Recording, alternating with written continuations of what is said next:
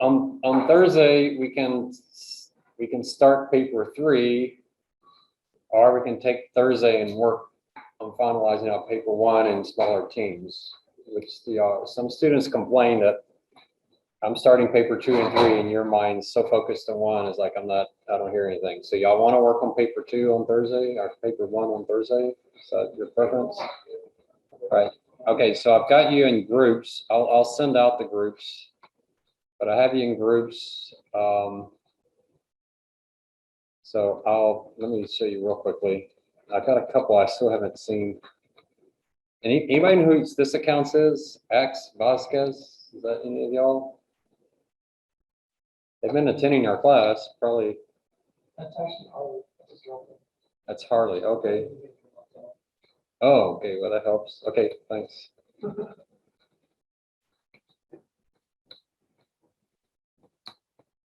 Wow, Harley's a cool name to start with, but Axe Vasquez, that's even cooler, my word.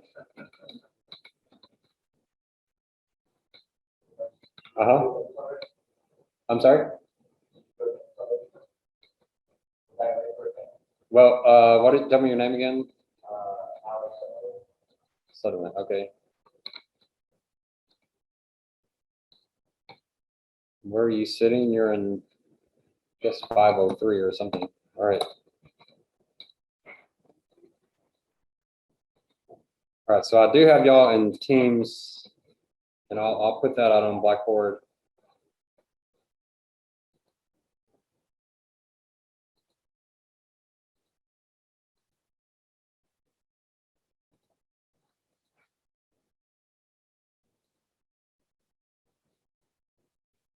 So I got business to business,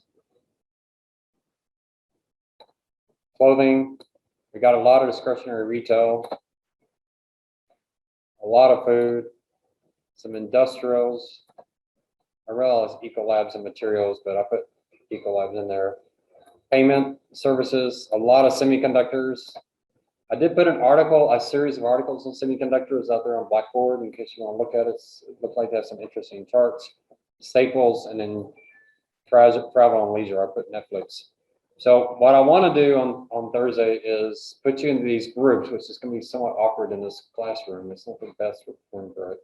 But have you just real quickly go through and share what your intro is going to cover and what your porters are covering, just to go through real quickly the outline of your paper, and then I'll be here for questions and answers as well. If it gets to the point where y'all do everything you want to do, then just stay in here and work on your paper. You got to stay here at least an hour for it to count. The paper's due tomorrow, but if it's a day or two late, that's not a big deal. If you don't get it to me by tomorrow, like at 6, then it doesn't matter because Friday. What is today? I'm sorry, Friday. Friday. Sorry. I'm thinking about Thursday. Because we're talking about Thursday, and I can only think of one thing at a time. So yeah, so on Friday, but I'll be on a bike Saturday morning, and I teach a class Saturday afternoon. So it comes to a point where the downside, I need as many as I can get on Friday. So if you're done, turn it in. Because the downside, if I don't get enough, so I can grade at least 10 on Friday, then there's a good chance I won't have them all graded by next Tuesday, which is what your goal is, right? To get them all back. So I'll do my best to get them all graded, but I'll put this list out there on Blackboard so you can see the groups, and I'll show it again, but get some sense of what group you're in, and we'll just put y'all together. We may have to have like 2 retail discretionary, and the interesting thing is it's quite a combination. So maybe the 3 Nordstrom's people should get together, that kind of thing. But it's an interesting group. I don't know where I put Exxon. Wait, where did I put Exxon? Yeah, I put it in business. Yeah, so hardly, I don't know why, but yeah, it's Exxon. There's really aren't that many oil companies. That's the only one in here. Exxon is a really tough company to do. I talked to Harley by phone. So, all right. So y'all see on Thursday, come ready, bring your paper, maybe print it out or have it on your computer. Don't email it to everybody else. Just, you never know what someone's going to do and copy and paste your paper. So don't do that, but share, what you're doing, and I'll help you. I'll help with some questions along the way so that you can help each other out. Oscar's on Amazon. Okay. So, what is Amazon? Discretionary?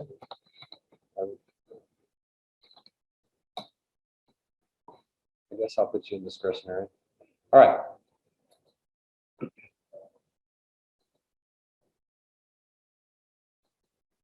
Oh, before we, let me show you, there's a chart. If you're in trouble finding a good macro, one thing that's really simple to do on the macro is find some key statistic, some raw material or something, and just graph it against CPI. It's a real easy thing to do. So here I've got apparel. You remember I had apparel down that side, and I just brought CPI in as of, CPI amazingly goes back. If you bring it in, you can go back to 1913. So that's a pretty good history of CPI. And so I'll just bring that in. Remember what you do, you start with $1 and you just grow up by that $1 times this month divided by prior month, and you just link all that together and it gives you a graph. So you can see textile costs. You can really see the impact of China and the Philippines and Vietnam keeping textile costs down really low. Clothing has been really cheap. I've certainly noticed that, clothes are just really cheap. Yeah, when I was at US, I shouldn't tell you all this story, but I was at USAA and I had just moved in an apartment. I didn't have a washer and dryer and I didn't have time to go to laundromat. So I would just run to JCPenney and buy clothes every week for the next week. And I did that for so long. I had like 18 months worth of clothes piled up. I mean, it was crazy. But that's how busy I was at USAA. It was easier to go buy clothes. It was probably cheaper to buy clothes than to do laundry. I probably should have just thrown them away, But yeah, clothing has gotten really cheap. Used cars, we saw that last time. Used cars have been flat for the longest time, and you see the big jump. But even with the big jump, used cars are still pretty cheap. Car prices are down. Gasoline, I don't really know if I can explain gasoline. I don't remember all of this gyration around. What doesn't make sense to me is that we're not seeing a much bigger jump in the 70s. So there's something must be wrong with the data there. I don't know what I did wrong, but anyway. But it's a really easy thing to do. I'm not saying you go back the entire history. So like on used cars, I might just start it from here and just show flat, and then this last jump here. Apparel, I might just show it's been, how far back do you want to go? I mean, it's a pretty good picture here just to show it's flat.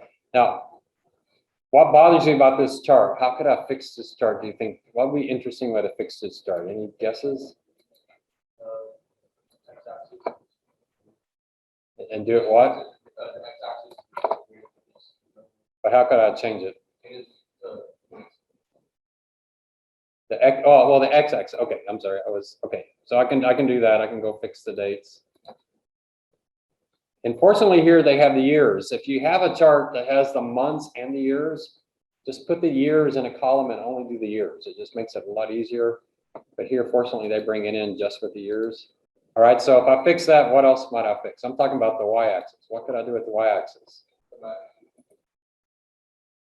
Yeah, I could definitely fix the max so it doesn't go up that high, but I want to do something else where the max and min don't really work. All right, let me just, so log, yeah, sometimes log gives you much better. So what does log do that the other doesn't do? Well, in a log, what's the nice thing about a log is that a 10%, it's the same size as a 10% everywhere. So if you're going from 1 penny to 1.1 pennies, that looks really small. If another one's going $10 to $10 to $11. But if you log scale, the percentage change is all the same size. So sometimes if you're having trouble with a chart that just doesn't look right, then try to log a logarithmic scale. Now you can change the size. It does do some strange things because log scales, you go 1, 10, 100. So if you change this to 11, it will work. You have to experiment a little bit because it won't, it's not symmetrical. So you can do something like that. But if you want to just show, hey, it's been flat for all these years, whereas CPI has been increasing all this time. And you might also be interested to know, well, when did it start going flat? Now, what if I did healthcare against this? What would you notice? Healthcare and CPI both rose dramatically in the 70s, and then CPI started going sideways and healthcare just kept going up. You would see the opposite line.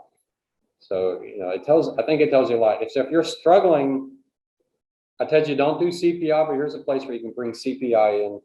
You know, if I did college textbooks, I don't know if we could get it on the chart. It'd just be ridiculous off the chart, or just college education. There's things that just go off the chart. And that's one thing with CPI that I think is really pretty interesting. You look at the CPI line, it doesn't tell you the story, because there's some things that are really going up in price and there's some things that have really gone down in price.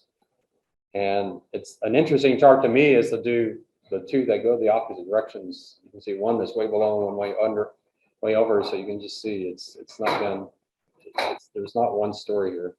All right, so if you're having trouble finding a macro, that's about the simplest one you can do. A lot of y'all are doing clothing, you know, the one I just did right here, this is clothing. It just shows you how inexpensive clothing has been.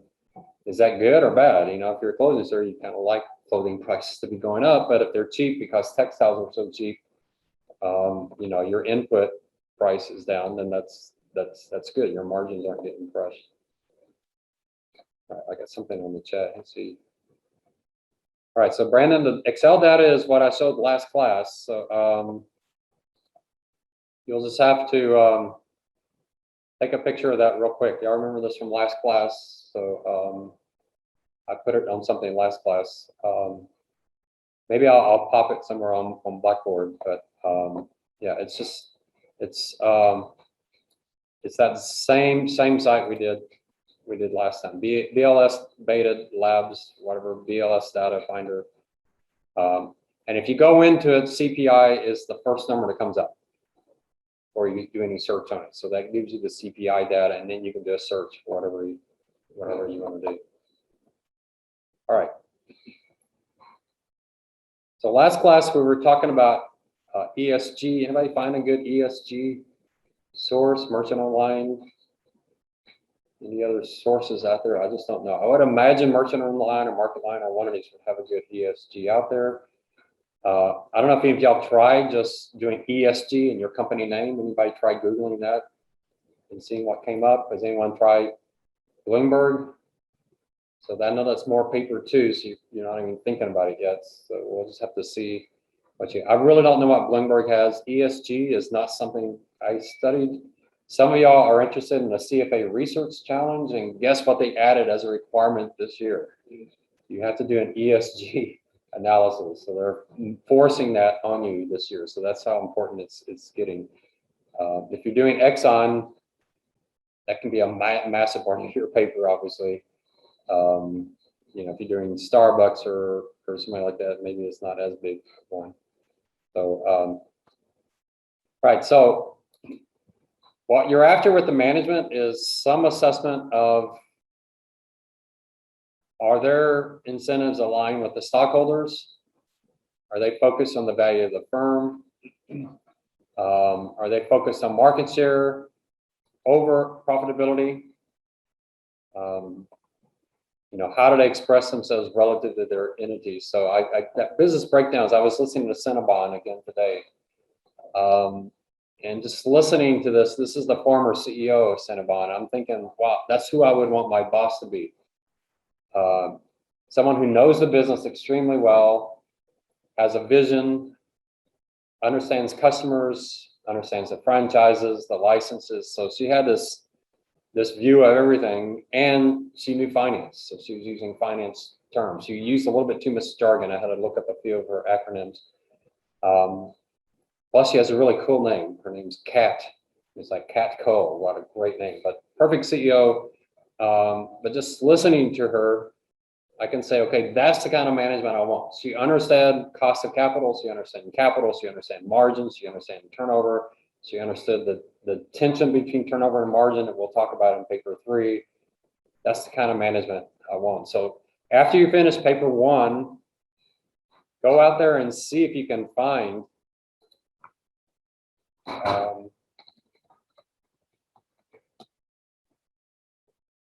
See if I can get, our computers are so slow in this. So I don't know how to spell her name.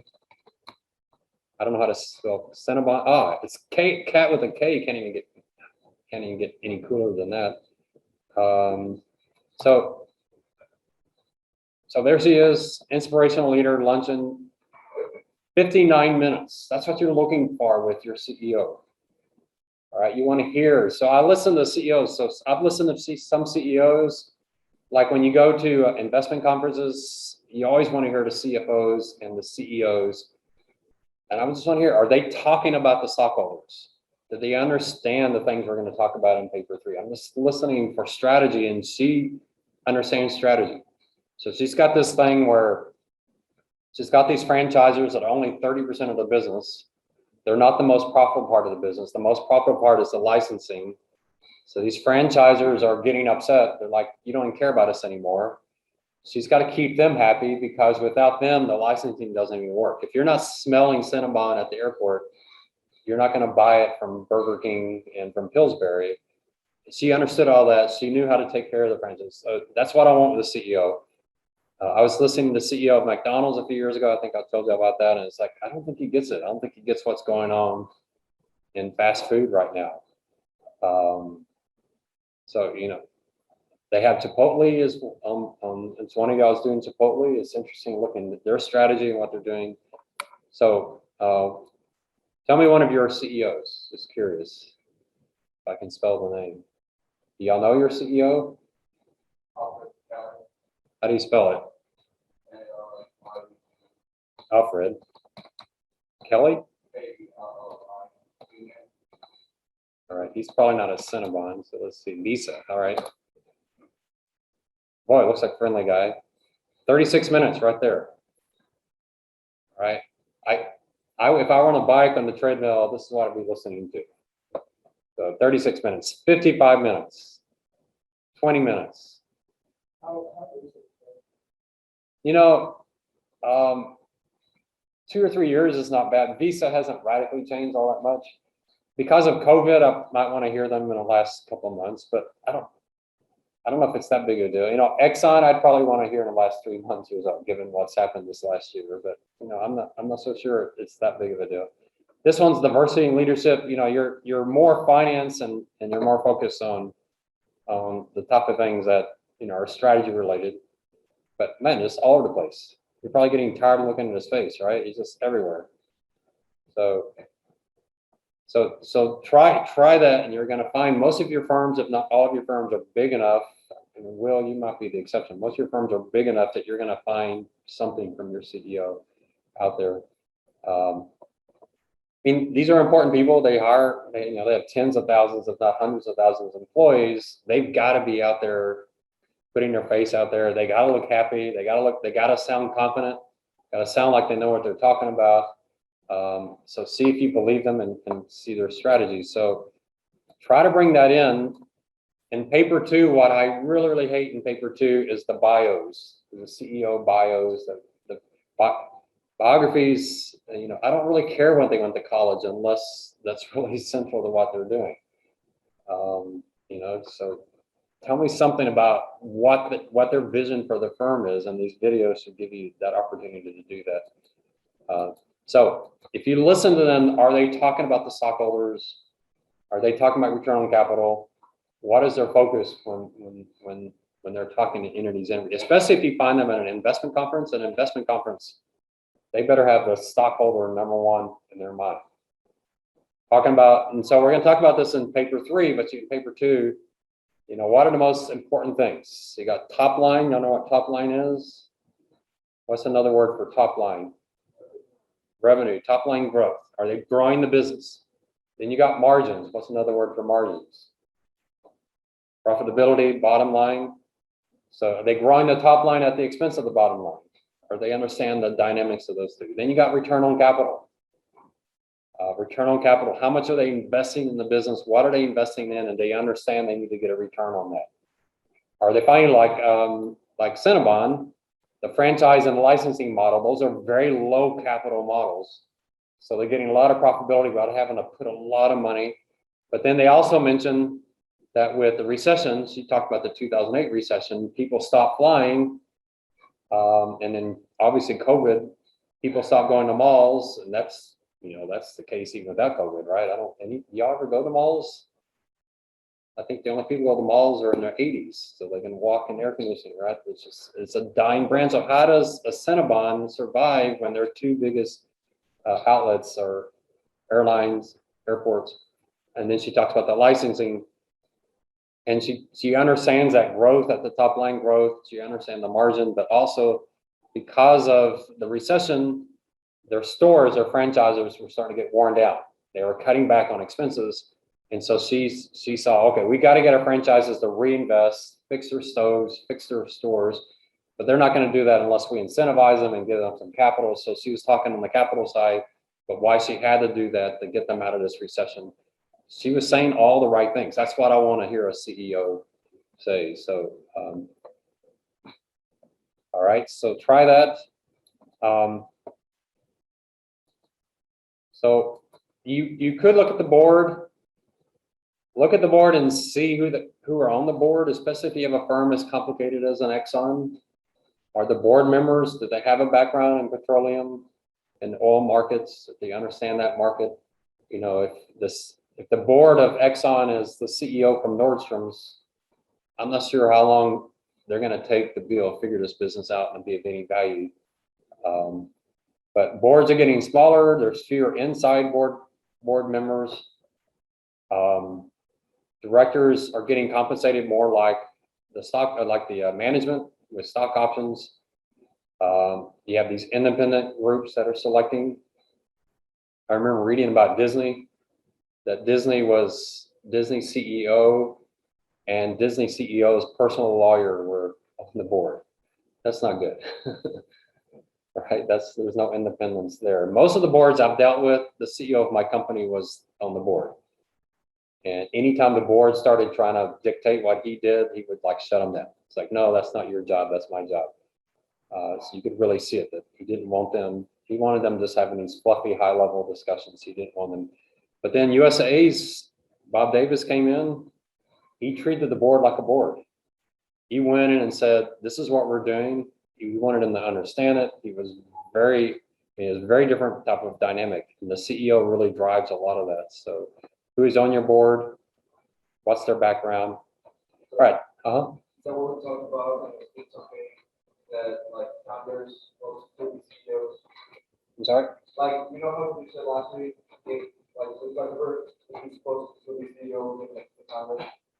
Yeah, if you have a founder as a CEO, you got to kind of address that. That's right now, next to two CEOs, the founder and some other guy, but he's supposed to take over the other guy soon. Sorry. Yeah, those are important points. I mean, sometimes, if it's Berkshire Hathaway, yeah, it's a little different.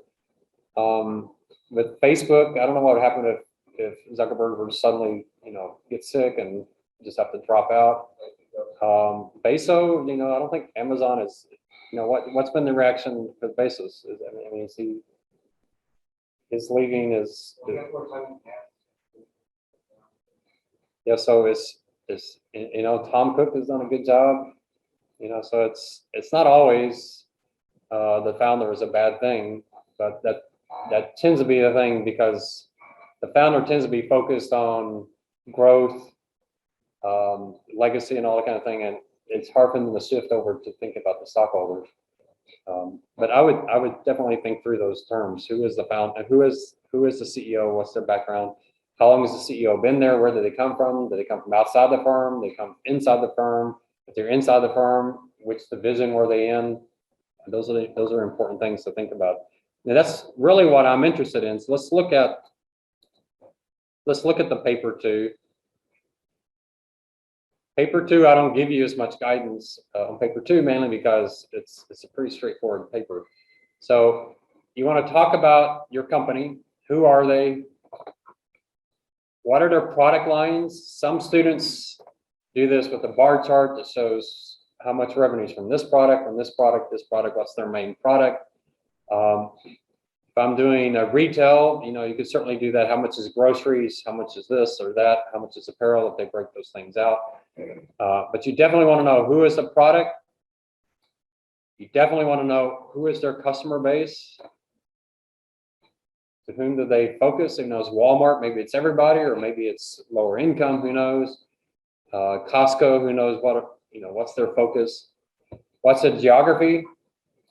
Are they overseas? Are they starting to go overseas? Are there special places they're going overseas? In the U.S., if you're doing restaurants, where are they in U.S.? How are they expanding? Are they in certain places? Even a Walmart, none of you are doing Walmart, but Walmart has had a real struggle getting certain places. Like, how many Walmarts are there in Manhattan? Maybe y'all been to New York City. How many do you run to a Walmart in New York City? New Yorkers hate Walmart. But I'll promise you, if there's a Walmart in New York, there would be a very large crowd inside of it. I always love those protesters in Walmart, because nobody wants Walmart here, and if they came, they would steal all the jobs of other businesses. And like, those two things are completely inconsistent. If no one wants them here, then they're not going to steal any jobs. But that's kind of, Walmart has that idea they're going to come in and they're going to destroy all the small businesses. Walmart has struggled in some countries more than others. So the geography is important. Try to find something on market share if you can. That's going to be tough depending on how you define it. If you're doing Amazons, so you're doing Amazon, you've got AWS and you got the retail side. How do you break those two pieces out? Or if you're not doing Amazon, but you're doing Costco or Target, if you're going to put Amazon in your market share, try to take the AWS out. So just looking at the retail part, try to get a sense of who is this company. So how big are they? How important are they into the market? You can give a history of the company, but don't go wild. The best histories I've seen are the timelines. You show really important things that happen in the company's history. So you can find something along that line. And then the senior management, we already talked about that. So you can certainly find their bios out there, but don't copy and paste bios. All right.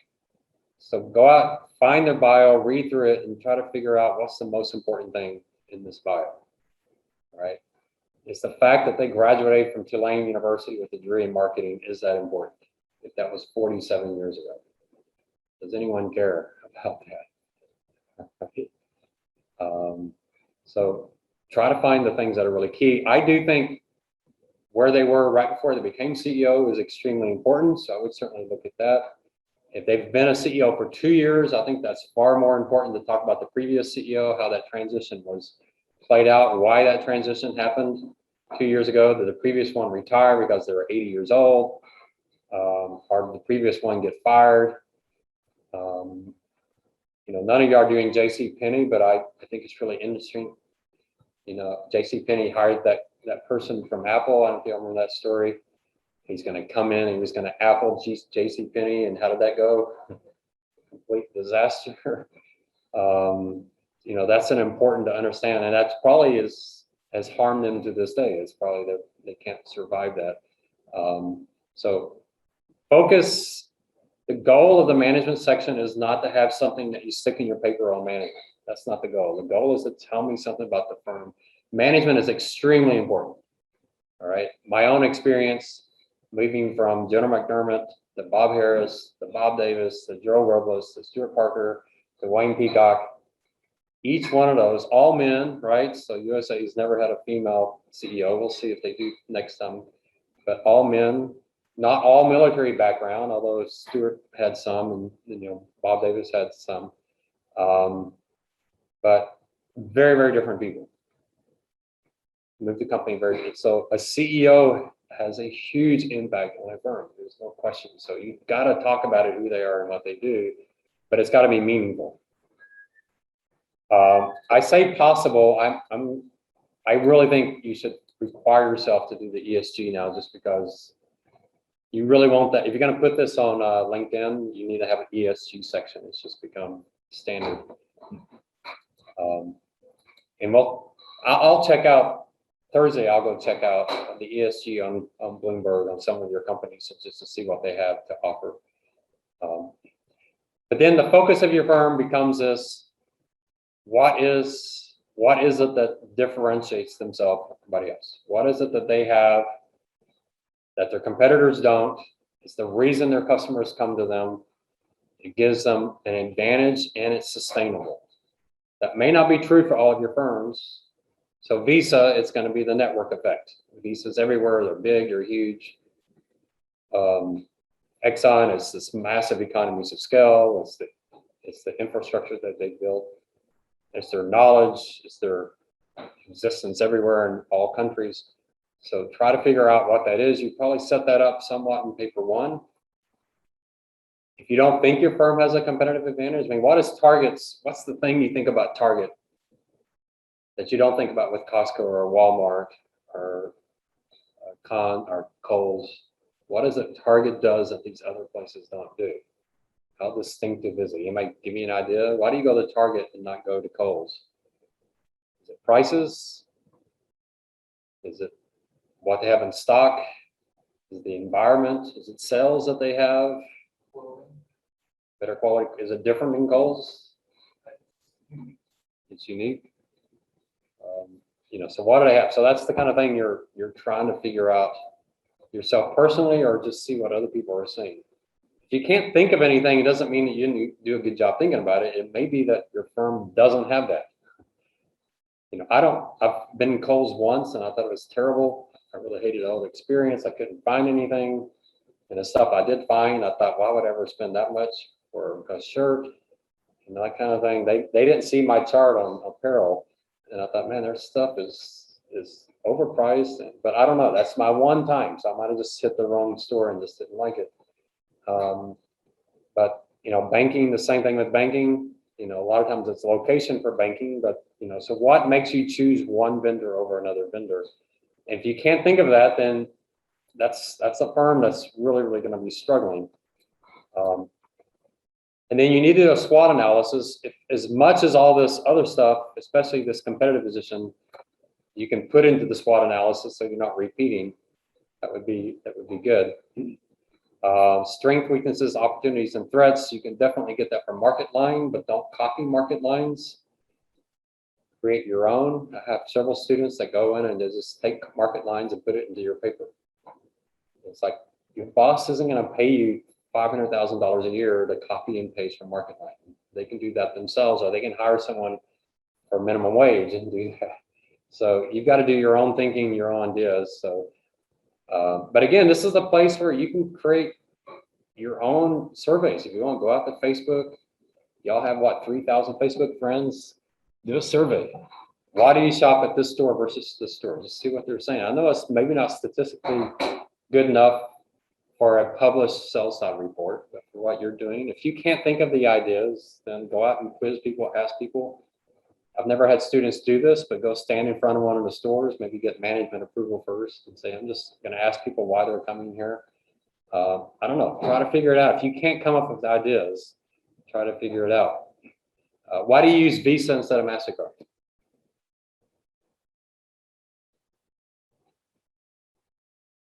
I do because that's all USA offers.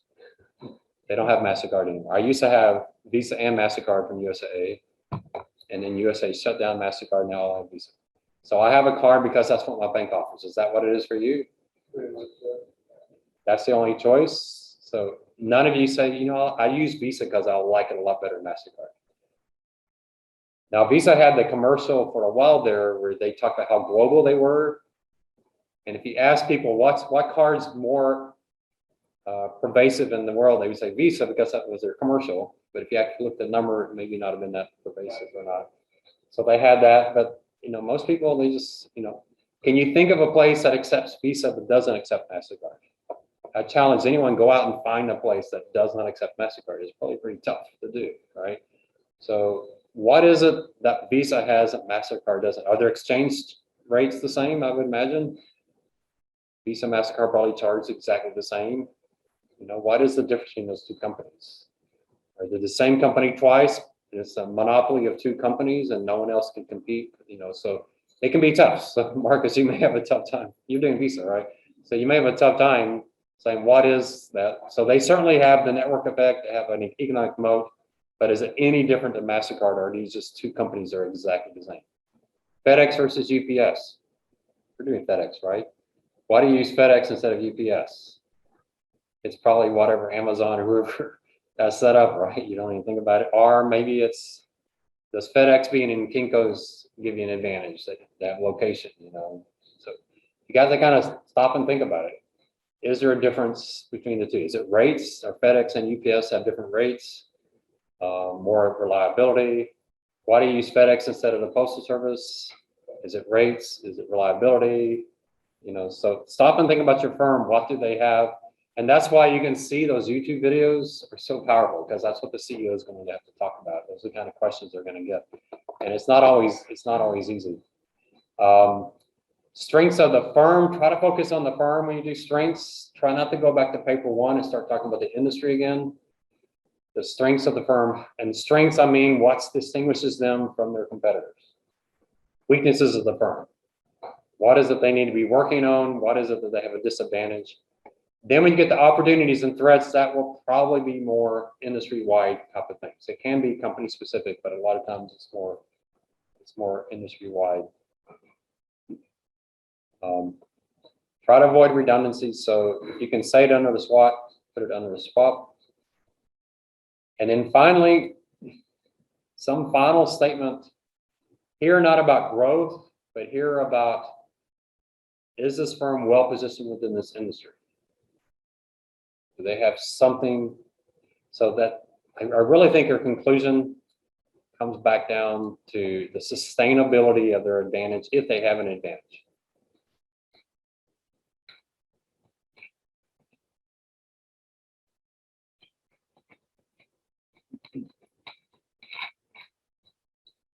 So it's kind of what I was talking about with Wyndham, at least listening to that business breakdowns on Wyndham. I don't use Wyndham, but their royalty program, that business breakdown said that was key. That gives them a lot of customers. Say, okay, that's pretty interesting.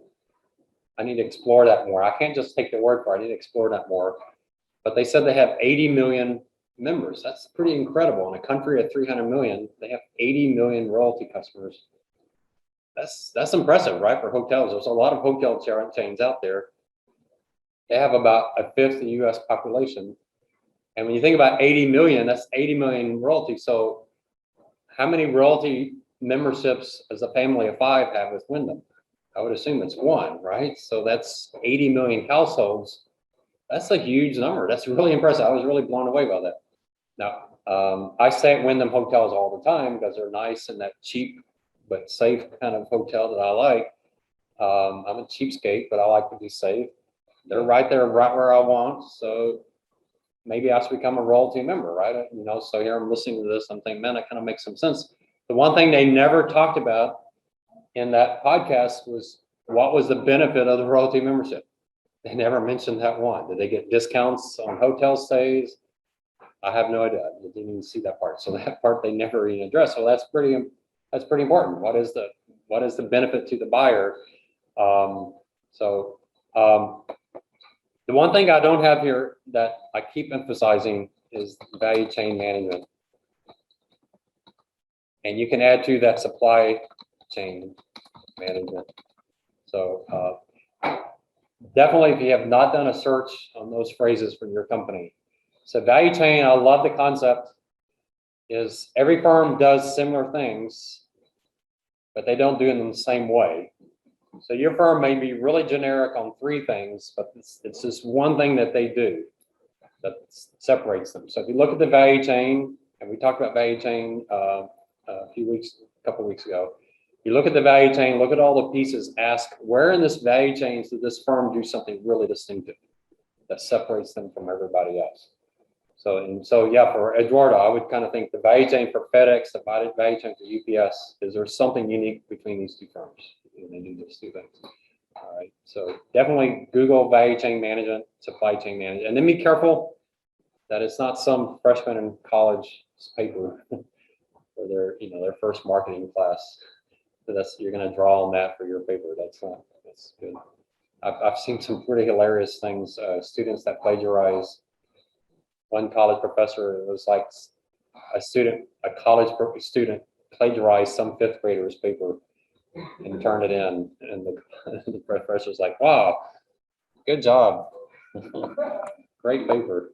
It was probably a pretty good paper for a fifth grader. All right, let's look at a couple of papers here just to see. You're probably going to see a lot of variety when you get to this part of the examples.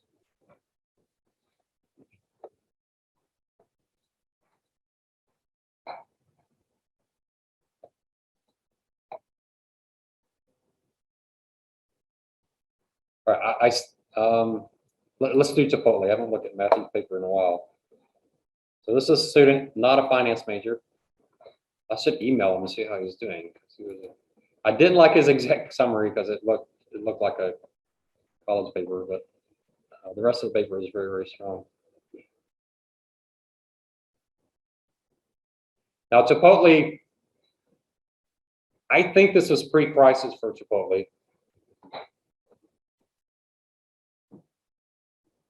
I don't think this was after they poisoned all those people. So I think he did this pre. I don't know where paper 2 starts. Macro factors, unemployment rate, aging population, overall assessment. All right, here, company overview. So he started with the history. Chipotle does have an interesting history, starting out with McDonald's and getting spun off. What I think is unique with Chipotle is just their style, you know, what it feels like when you walk in there, kind of the Subway approach, but just feels a bit nicer. What's the big difference between Subway and Chipotle? Isn't it fewer choices, Chipotle? Not quite so massive, I don't know. They focus on the quality of their food, is that true? You can see why that disaster was such a big deal for them. When you're focused on the quality on your food and then you poison a lot of people, those two don't go well together. And then how did you respond to that? Business overview. So if you haven't read the business section of your annual report, you certainly want to talk about that. So what do they sell?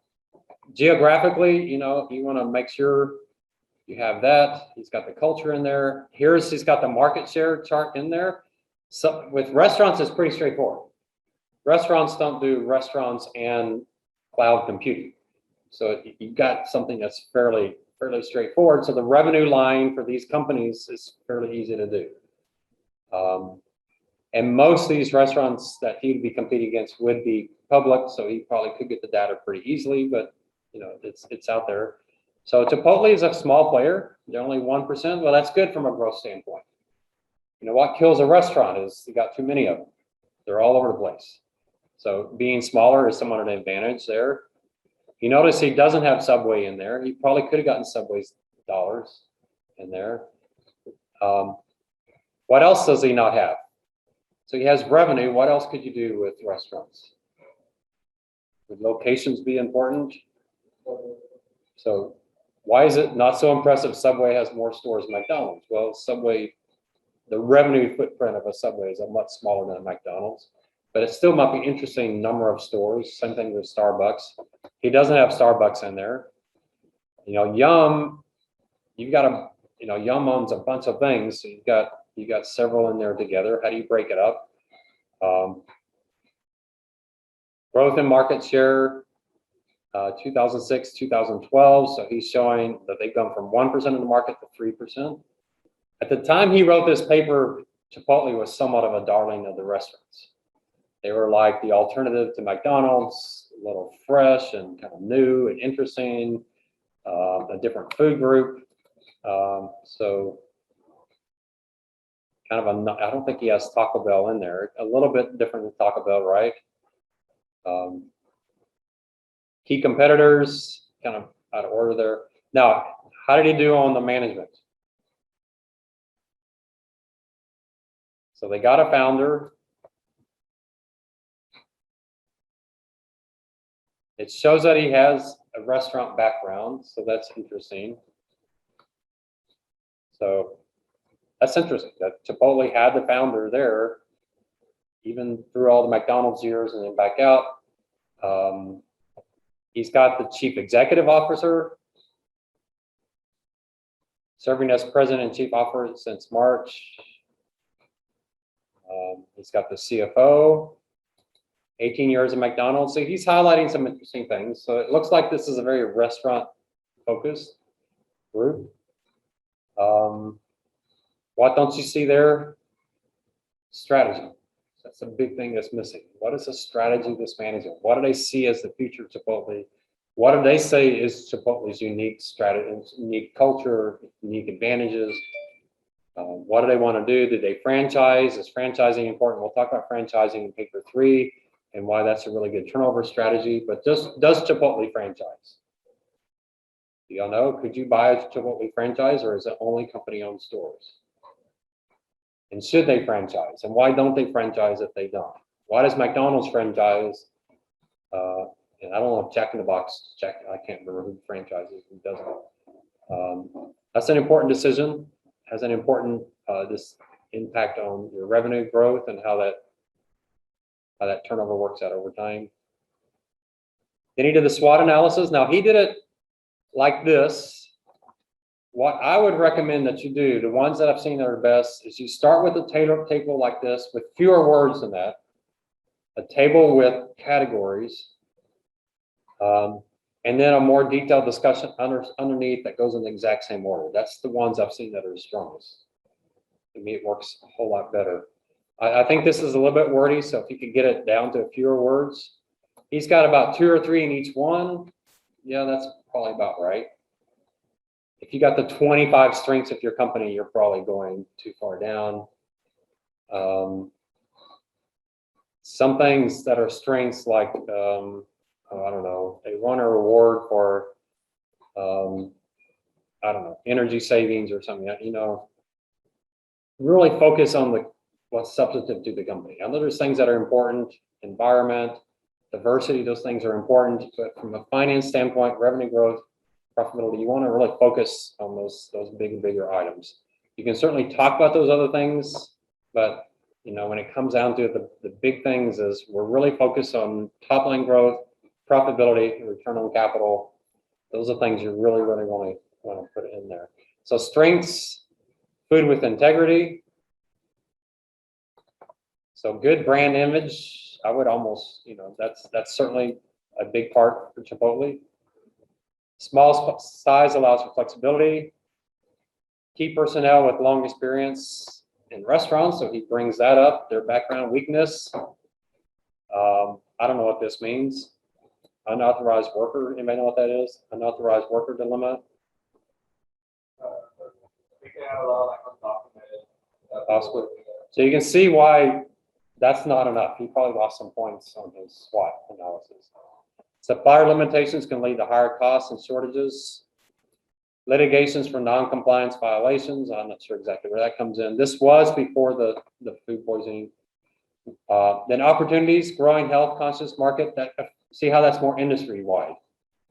So you have to ask the question. This is what I loved about Cinnabon. So Kat, you know, she's like, yeah, we're in the wrong spot. We're selling a really unhealthy food in a health conscious environment. Should we change who we are? And she says, no, we're that indulgence and people need an indulgence. And if you're going to indulge, you better make it good. And that's what Cinnabon is, right? If you're gonna waste on this horrible food, then do it with us because we've got it. That's good. That's the way you do it. All right. I love Spirit Airlines. We had someone speak. I don't know if any of our in my class from the Spirit. Were you in that class, Spirit Airlines? Oh, none of y'all were here. But Spirit Airlines, people were so mad at Spirit Airlines. They come to the airport and they want to check luggage, and there's all these fees. And people are complaining. So Spirit Airlines, he went and worked for Spirit Airlines on the public relations, and he said, your problem is you're not advertising the things people are complaining about. So they changed their advertisement about why everybody hates us. We're Spirit Airlines, everybody hates us. We nickel and dime you, all this stuff. But at the end of the day, even after we nickel and dime you, we're still cheaper than everybody else. Yeah, our flights are not the most wonderful thing in the world, but you spend money when you get there. You don't spend money getting there. We keep it really inexpensive. You know, they essentially took all those things people were complaining about. They made a big joke about it. And the funniest thing was that they set up this site for people to complain about Spirit Airlines, and most of the complaints were other airlines. And so, so they did it. They went for it and they said, this is who we are. Southwest Airlines had the exact same problem. Everybody in Texas loved Southwest Airlines. They understood there was no assigned seating. And then they went to California and all these Californians were complaining because they didn't make it clear, who are we? And so, you gotta do that. So should Chipotle try to have a healthy line of food, or do they stick with who they are and say, this is how we are, like Cinnabon? Away from home spending. Yeah, if you're a restaurant, you got to talk about how much are people eating at home versus eating away. Obviously, COVID radically changed that, but are they going to come back? Do people prefer to eat out? If people are be working from home 2 or 3 days a week, does that mean they're going to be increasing their HEB spending? Or are they going to be increasing their DoorDash spending? Which is it going to be? And what is the data telling us? So what happened the first 3 months of COVID? Well, HEB was out of everything, right? People are suddenly buying all this, but how long did that last? It's interesting to see, what those trends are. Who knows what they are and how long lasting are they going to be? And then threats, he said rising food costs. Some of that's abated since then. Intense competition. Yeah, restaurants is always intense competition. That's always the case. One thing I might, when you have a firm that's 3% of the market share, it's a little bit trendy. How fast do you grow? Do you actually limit your growth? So I think Krispy Kreme was something like that. I don't know. When's the last time any of y'all went to Krispy Kreme? Is that still a thing? Were y'all here when it first came to San Antonio? In the traffic jam on I-10? Isn't that pretty amazing? Krispy Kreme shut down I-10. Does that happen today? So it's trendy. So Krispy Kreme, maybe they don't grow so fast. You make it this. I had a friend. Four of us drove all the way to Austin to get Krispy Kreme. It's like, we gotta get Krispy Kreme. Like, okay, great. It was good. It wasn't worth a 90-minute drive. Yeah, I mean, it's one of those things where, not being all over the place. I think Snapple was kind of like that. Snapple was this trendy thing, and then they got bought out by a bigger company, and they just lost that. So, could Chipotle grow so fast that they no longer become that kind of unique eating opportunity? Those are the kind of things you think about with restaurants. And then a final conclusion. So here's the key with the conclusion is you go back and look at everything you wrote, and you want to say, hey, these are the 3 things that are the most critical for this company. So here's the 2 strengths they better get right. They better not lose these 2 things. Here's the 1 weakness. They better get this right. All right, so that's your key. When your boss is reading that final conclusion, it's not this kind of, Chipotle's this nice company, has a nice niche. No, you got to say, this is critical. You better know this about this company. And if you listen to that business breakdown from Kat Cole, at the very end, it was amazing. At the very end, he asked her, how can you summarize this up? And boy, she said, all right, here's number 1. This is the 1 thing you got to know. And number 2, and she had these wonderful sayings. And one of her sayings was, if we don't do this, the competitor is going to do that. Versus, you need to know when you shouldn't do something. And she said, those are the 2 things you gotta understand. So if you're worried, if we don't do this, the competitor is going to do that. Yeah, that's pretty important. But then there's times when you got to say no. And she had done such a great job of saying, when did Cinnabon say, we better do it before the competitor does it? And when did Cinnabon said, no, we're not doing that? And the biggest thing she said was, we've got to have she had omni-channels, you know what that is, right? Multiple channels. So we have omni-channels, that's our growth story, but we are not going to do a channel where we lose control over the brand. The brand is king.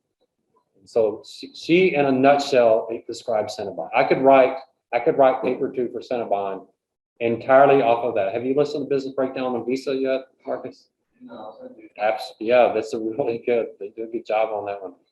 They have something scary on Visa in there, and that is we went from, I think I already told you all this, but I'll do it again. We used to all have gas cards and cards, and everybody got rid of all that, and they all went to a Visa card. Why? Because you just don't want to carry all those cards. Well, now you walk into Walmart and your phone is your card. You don't care that you have multiple cards because Walmart's going to give you a break. That should scare Visa to death. If Walmart can figure out how to do that so that you use your Walmart and it's in your phone, so as soon as you walk into Walmart, it just automatically updates that and it knows you're in a Walmart, and Walmart's going to give you a 2% discount so they don't have to pay Bank of America 3% or whatever it is. That should scare Visa to death. That's a huge thing.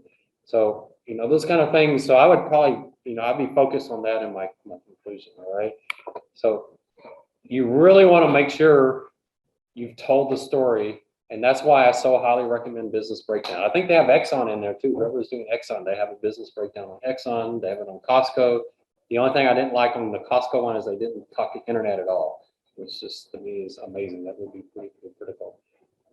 Now, all of you don't have business breakdowns, but that business breakdown, boy, they do a good job. The one I listened to today is so over my head. I do not understand NFTs. I don't understand these gaming things. I forget the name of the company. It made no sense to me. People playing games and making money and creating these, and they have, y'all gonna be shocked how behind the times. They have these game characters that are breathing. Does that make sense? Am I making this up? This is first time y'all heard it too, right? Isn't that crazy? Have y'all heard this before? Yeah, these games, you get your game piece, you create a third game piece, and then you sell that game piece. I'm like, man, maybe this is Candy Cameron. Someone's filming me. I believe this. I just thought it was crazy. But people are actually playing games and making money. He said there are people in the Philippines that are making $60 a day on this gaming site. And they've quit their jobs, and that's all I had no earthly idea this was going on. This is a firm whose revenues were 100,000 in January, 100 million in July, and 300 million in August. Like, okay, there's something going on here that I'm missing. Do y'all understand NFTs? That makes these game pieces in these games are NFTs and blockchains. I don't understand any of that, and yet that's a major thing going on today. What is blockchains going to do to every other business out there? What is it going to do to Visa? What is it going to do to Costco? I don't understand these things. It's frustrating to me because every time I explain it, it doesn't make sense. I don't like something where I just can't get my hands around it. And it's not just and the guy interviewing the guy, he kept saying things, and the guy said, no, it's not quite like that. So the guy would say, isn't it kind of like this? And he's doing an analogy. Companies, AWS and the retail, those are really two different companies. So you have to talk about the three most important things for the retail and the three most important things for the cloud technology. There's no way you can combine those two things, right? So, all right. I don't know if I can show you, I don't think I can show you a paper where the management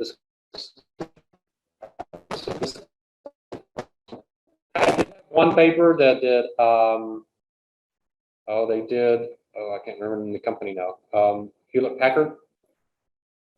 And he did a good job. His paper's not out there, but he did a good job. Hewlett Packard had hired a non-technology person. They hired this lady whose background was retail, and they wanted her to bring in and fix the company. They felt, and he was a firm as technical as Hewlett Packard, have someone who doesn't. It's been pretty weak over time. All right. Let me show you one more. Oh, I got some chats out there. Lost connection. Uh-oh. When did that start happening? 8:30?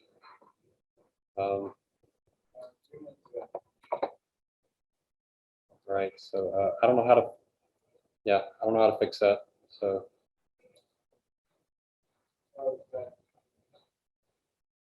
it's back. Okay.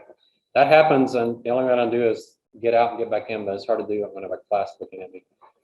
All right. Let me look at one more. Let me find one that, boy. How do I get back there? There we go.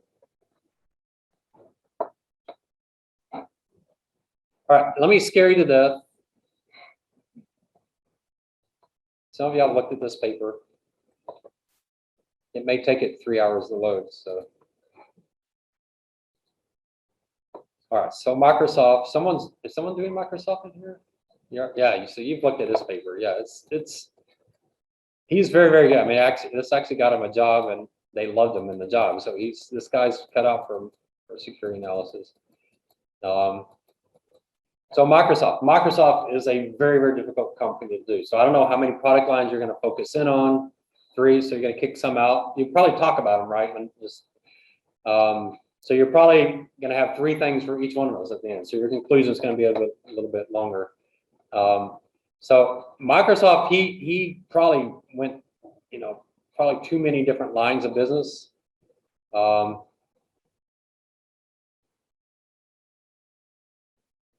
You can find some pretty good charts out there for your company, probably from their website itself. Yeah, boy, he went into some detail. Yeah, I'm still on paper 1. I haven't gotten out of paper 1. So there's paper 2. He's obviously going to talk about Bill Gates. You don't have any choice. Bill Gates is still there doing something. I'm not sure exactly what he's doing. I think he's back on the programming side. I don't think he's one of the coders now. But, Bill Gates, obviously pretty important, the founders. You need to talk about the current CEO, where they come from, what their focus is on. Yeah, I guess you can put the picture of your founder in there. I guess that's okay. It doesn't matter to me what the person looks like, but now I am interested in the age of CEOs. I do think that's important. Obviously, Berkshire Hathaway, that's really, really important. But I am interested in how old these people are. Someone's doing Intel. Obviously, with Intel, you're going to be looking at the history of that founder and how important that person is. There's Bill Gates himself. Boy, he put a lot of pictures in there. Probably overkill. So I don't know. I think he got down to their gardener in there somewhere. But how far down do you need to go? How important is it? So you're getting down to what does your boss need to know about Microsoft? So don't put so much in there.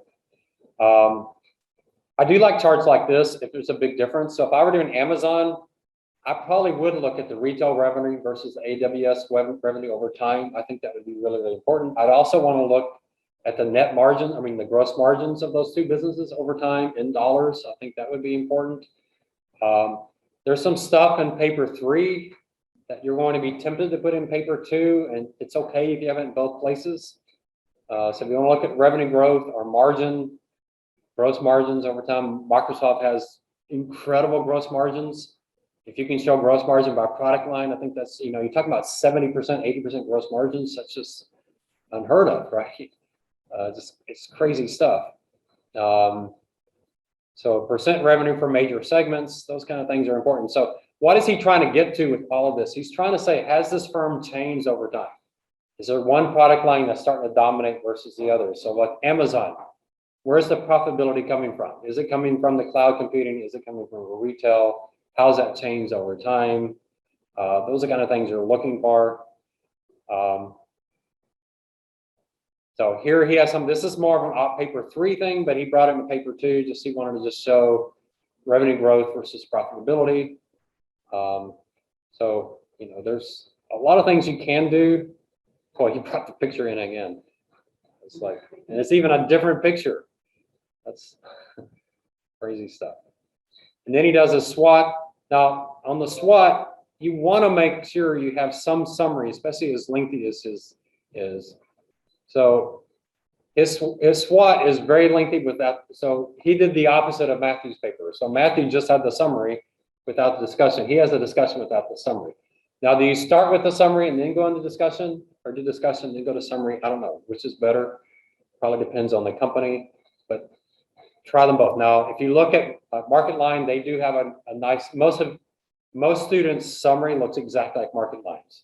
Even though the words are different, they use that format. That format's fine, so that's fine. The box with the 4 boxes. All right. So Microsoft is maybe a little overkill, but if you read any of his paragraphs, it's there's a lot of thought in every one of his paragraphs. I don't know how he had enough time. Maybe this is the only class he was taking that semester. Yeah, you had time to get in that kind of detail. I will say, if you're a security analyst, this is where you got to get. Maybe you don't write papers like this, but your understanding of the company you're doing has to be this deep. You really do have to get this deep down. When we do the CFA Research Challenge this year, that's something I'm going to emphasize, is I'm going to learn the company just as well as the students. You just got to get it to the nth degree. You got to read, you got to listen to all those YouTube videos. You really got to get to know the company that well. So, all right, I'll let you out a little early. Y'all know what we're doing Thursday, all right? So you'll get your teams, we'll put you in the teams.